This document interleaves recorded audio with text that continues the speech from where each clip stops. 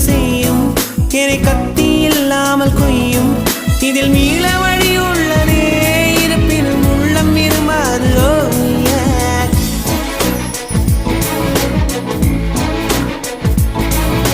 விழிகளின் அருகினில் வானம் வெகு தொலைவினில் தூக்கம் இது 5 புலன்களின் ஏக்கம் என் முதல் அனுபவம்